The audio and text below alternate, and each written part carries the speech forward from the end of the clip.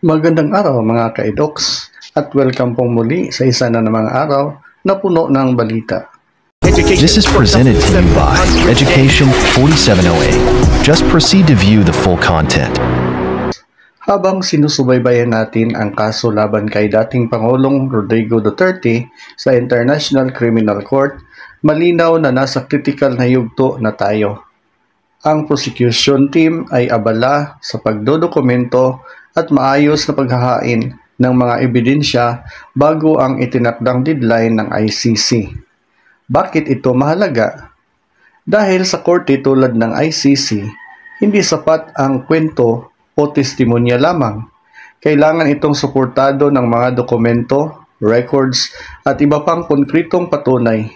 Ibig sabihin, bawat salaysay ng mga testigo ay dapat may kaakibat na dokumentong magpapatunay, mga death certificate, autopsy reports, sworn affidavits, police blotters, at mga official communication ng mga ahensya ng gobyerno.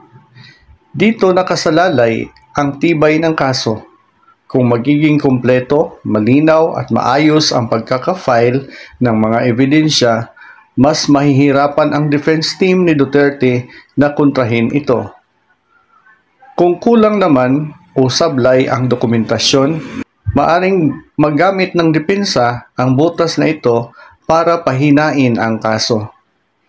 Isa pang punto, ang ICC ay mahigpit sa due process, kaya't ang prosecution ay may nakatakdang deadline. Hindi sila pwedeng magpasa ng ebidensya ng huli o walang sistema. Ang bawat papilis ay kailangang dumaan sa pagsusuri at kailangan nilang ipakita na ang mga ito ay galing sa credible at mapagkatiwalaang sources. Sa aking pananaw, ang laban sa ICC ay hindi lamang legal kundi strategic. Sa isang banda, ang prosecution ay parang nagtatayo ng matibay na bahay. Bawat dokumento ay parang hollow blocks na kailangan mailagay sa tamang lugar. Sa kabila naman, ang depensa ay naghahanap ng bitak para masira ang pundasyon. Mga tanong na pwede nating pag-isipan.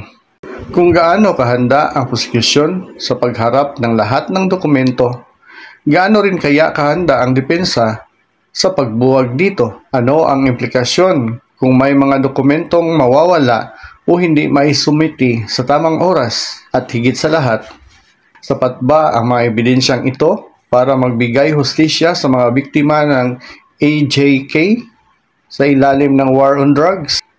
Sa tingin nyo ba, pinapalakas ng maingat na prosesong ito ang kaso? O sa tingin nyo, may pagkakataon pa rin ang depensa na pabagsakin ang ebidensya?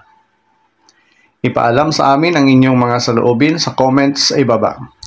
Huwag kalimutang mag-like, mag-share at mag-subscribe para sa higit pang updates sa international na hustisya at sa kaso ng Duterte sa ICC. At ito ang EDOX DC na nagsasabing sa bawat panahon at pagkakataon sa katotohanan dapat nakatuon. Kita-kita tayo sa susunod.